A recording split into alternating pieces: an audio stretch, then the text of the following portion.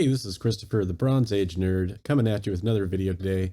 In this video today, I'm going to go over two different purchases I made and talk about the different comics that are in each one of those and how it relates to the modern spec market.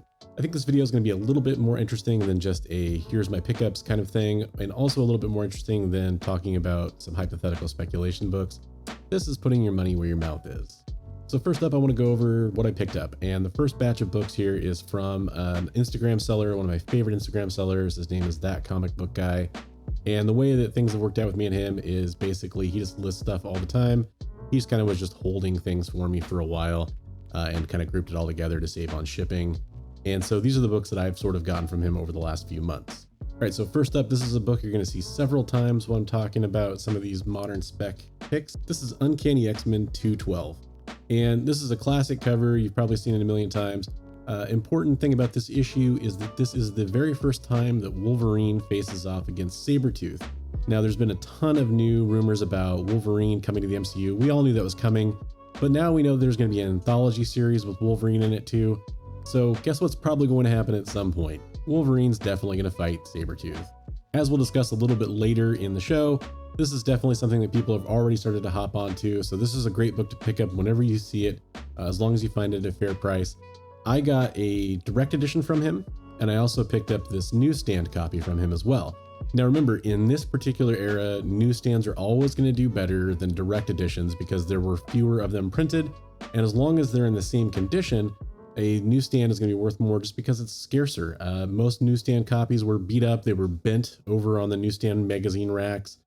So they have a lot more spine creases. So if you find one in good shape, definitely consider picking up the newsstand over the direct edition. And in this case, I got one of each. All right, who's another character that's coming back to the MCU? The rumors are everywhere. It's Punisher. And so I picked up this copy of Punisher 1. This is the first issue in the ongoing Punisher series. So not necessarily a major key, but we have seen comics like Wolverine 1 from the ongoing series start to shoot up recently as people get priced out of the first appearances and the first limited series. And a very similar thing could happen with Punisher here. So this is a good book to buy into at a low price. In addition, this is also a newsstand. So another thing that we were looking for. This is definitely a good book to be on the hunt for before Punisher makes his reappearance in the MCU. All right, so if you've noticed, there's a bit of a trend. Everything seems to revolve around MCU spec.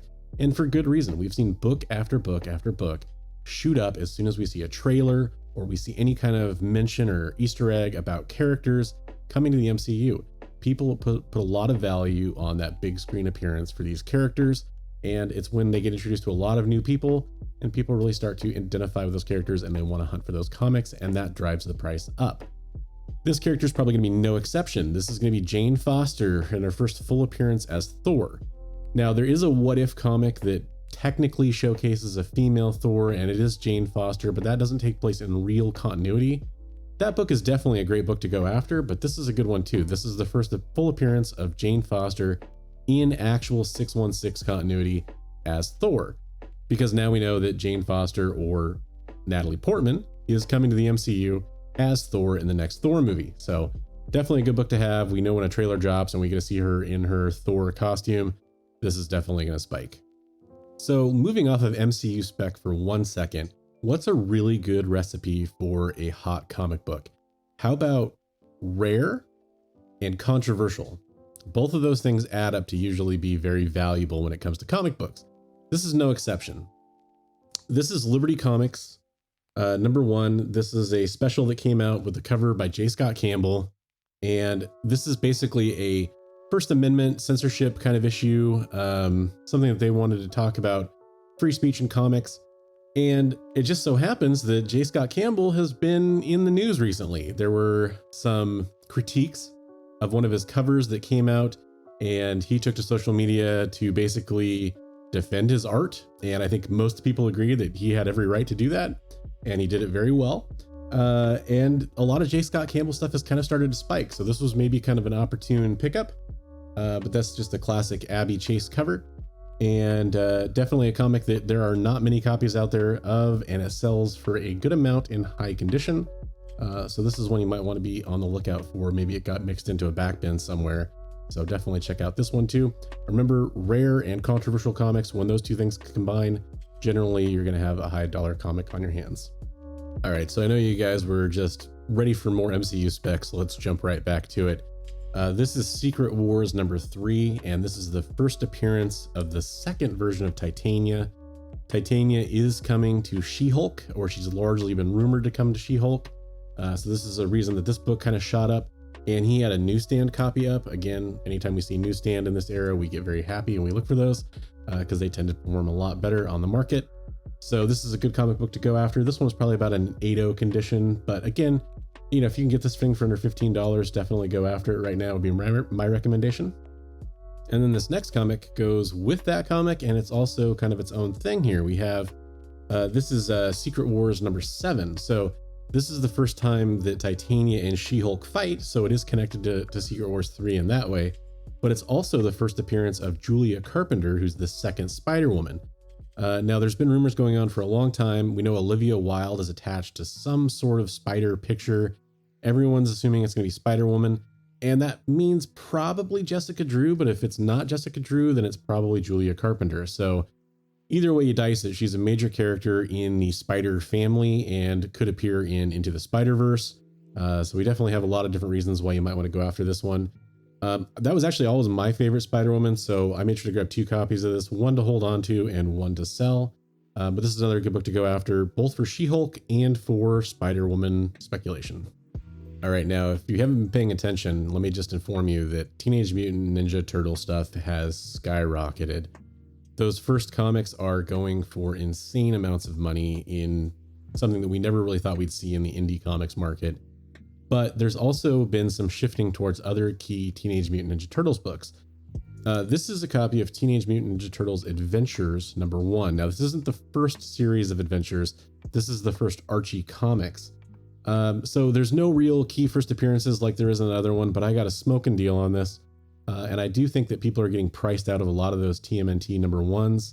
So this is one that I thought maybe people might want to move on to in a couple years. And it would be a good book to hold on to for longer term spec. Again, just kind of interesting thing. If you see older TMNT number 1s, probably a good idea to pick them up. All right, so here we have another character that has just been nuclear hot recently, and that's Venom. So this is Venom Lethal Protector number 1. If you grew up in the 90s, this was a cover you saw all over the place. No one really ever thought it'd be worth anything. It was in a $2 bin all day long for years and years and years. But Venom has gained in popularity in a big way. And this was Venom's first solo title. So again, we kind of see that first solo title thing catching on. We've seen that with Wolverine, Punisher, Moon Knight, and Venom. So this is a comic that definitely is worth grabbing. And this one, with a good clean and press, could be a 9.8 contender. So I'm pretty excited about that. But if you can find this for a good price, definitely something to pick up right now. That Venom 2 trailer just dropped, and people are really excited about Venom right now. So definitely something you need to check out. So with that whole pickup, I think the real lesson is you can find really great deals on Instagram.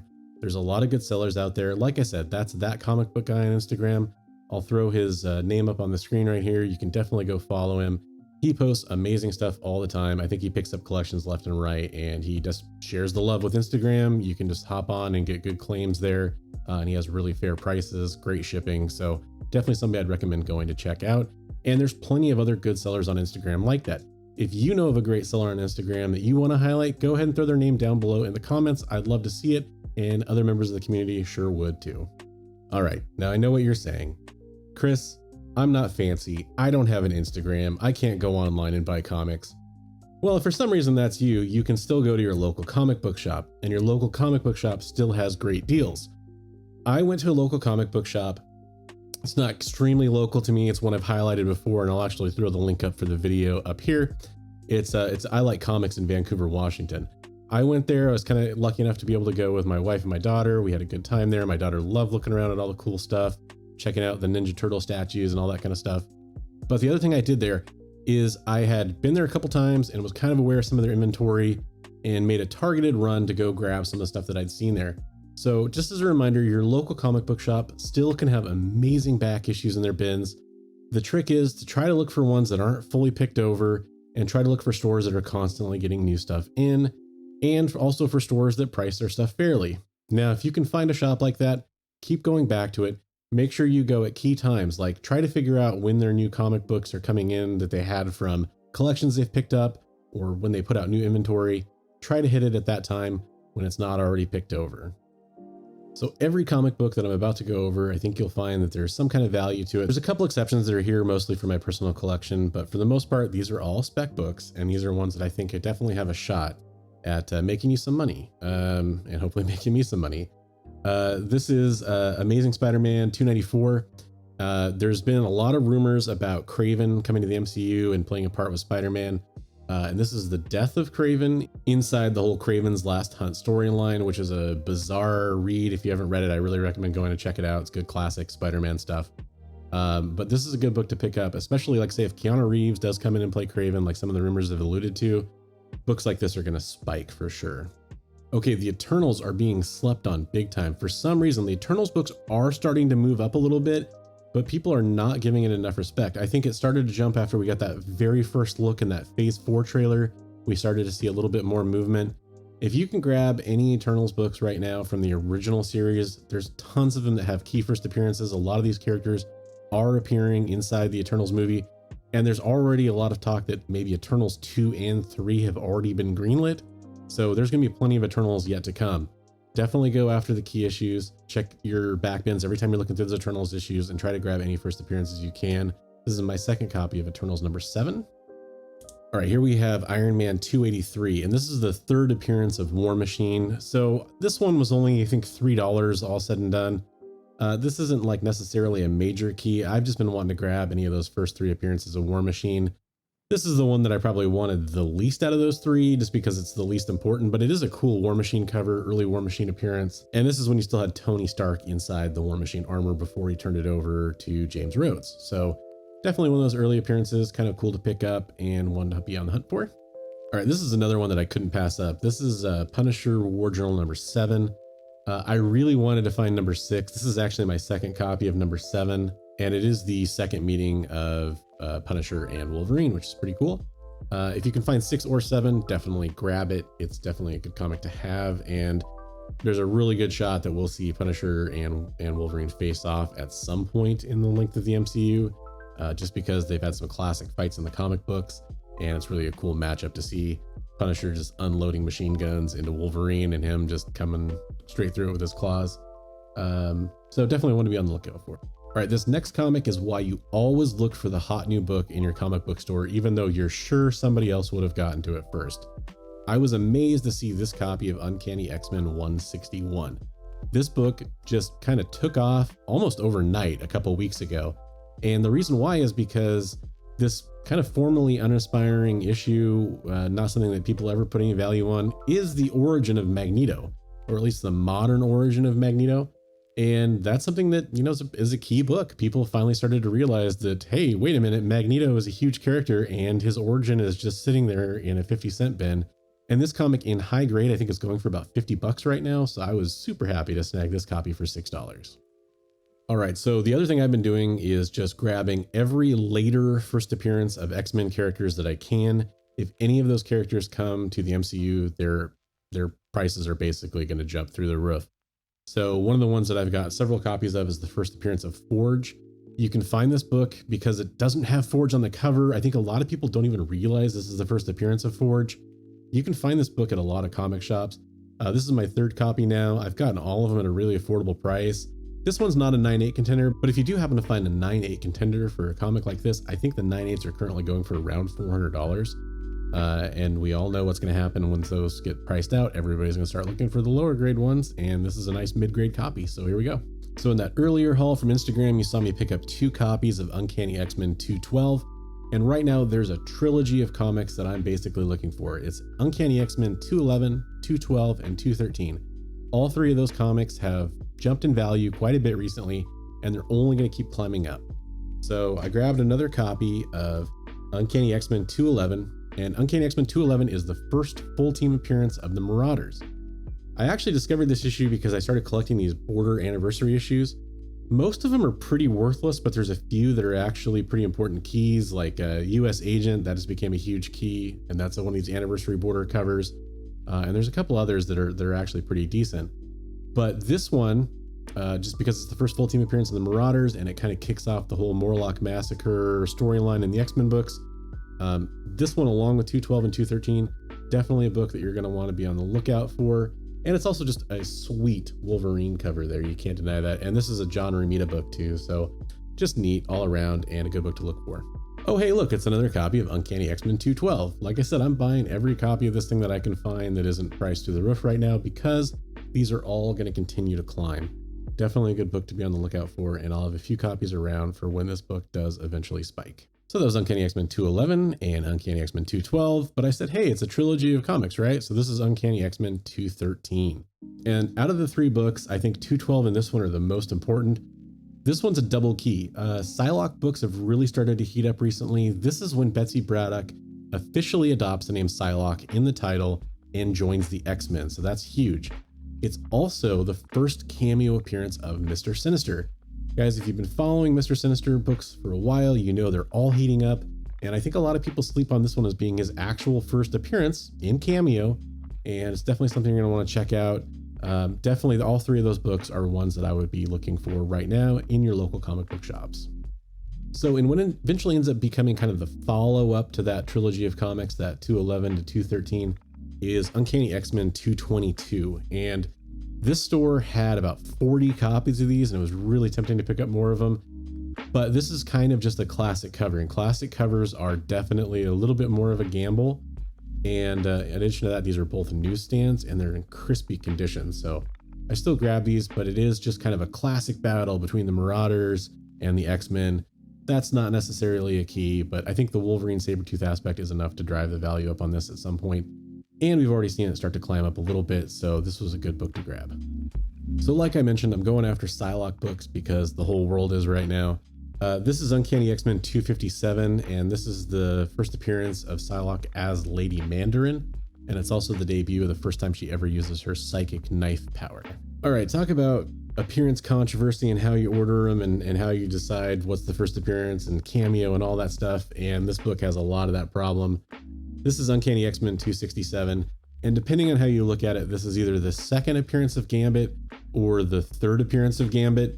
To me, it's the third appearance of Gambit, but that's kind of just semantics. The importance of this book is that it's essentially an early appearance of Gambit. This is the second time he appears in Uncanny X-Men. His first appearance in Uncanny X-Men is 266, which is largely regarded as first full appearance. Of course, it's kind of come to light recently that Uncanny X-Men Annual 14 was his first appearance. Some people call that a cameo. I completely disagree, but the market has basically decided that Uncanny X-Men 266 is the book to own.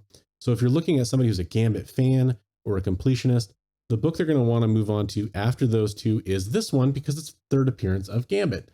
So, and it also pairs really nicely with the story in Uncanny X-Men 266. You get to see Storm and Gambit continue their adventures in New Orleans, and it's definitely a cool story, so it's a good book to pick up. You also get some classic artwork in there, one to be on the lookout for because it flies under the radar for a lot of people. So I'll show this book off real fast. Like I said, not everything in here was necessarily something that I'm going to be banking on for the future. This is something I pulled out of their 50-cent bin, and it's just a cool Cyclops cover from the classic X Factor run. And I think this is one where he solo faces off against Master Mold, I want to say. I haven't read through it yet, but just a cool book that I want to add to the collection, so I showed that one real fast too. All right, so I definitely saved the best for last here. And what's really hot right now that everybody knows about in the comic book market, especially if you're a speculator, it's X-Men number 4, the first appearance of Omega Red. Omega Red did not pop up in Falcon and the Winter Soldier, so that kind of put a little bit of the brakes on this issue for a lot of people. However, we all know he's still coming. And I personally think that since Black Widow's coming soon, we're dealing with a lot of Russian super soldier program kind of stuff there. Well, that's where Omega Red comes from. There's a really good chance that they could make an Omega Red Easter egg or possibly a small appearance. I have 6 copies of this now, and that's because I was able to pick up 3 copies at the store.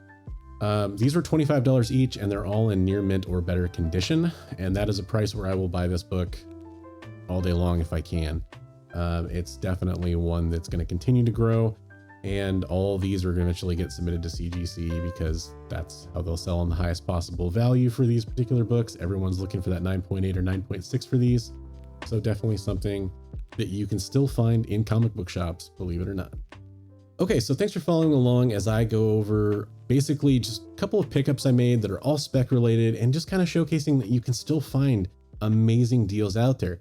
A lot of comic book collectors and people that are on the hunt for cool comics get frustrated. I'm one of them. I get frustrated at times because I go to comic shops and they're picked over. They don't have anything that I can be excited about or really bank on or know that I'm going to be able to flip it and make a quick profit. And yeah, I said flip it. I do not mind the idea of flipping comics. I keep every dollar from the flipping of comics that I spend and usually put it right back into the hobby. So it's not like I'm flipping it just to make a quick buck on anything. I'm putting it right back into comic book shops and comic book collectors' hands so they can hopefully go buy more comics too. I don't think there's anything to be ashamed of there. And it's definitely something you should remember as you're going to comic shops, as you're looking on Instagram. There are still great deals out there. Be patient. Eventually you'll have some luck too. You just have to be persistent, and you can't let yourself get dissuaded by going a few times and not finding anything that you can really be proud of.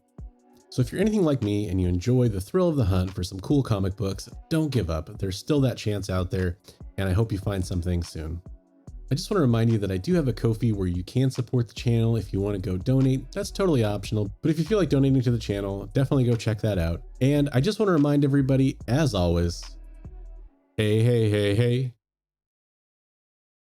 read comics every day.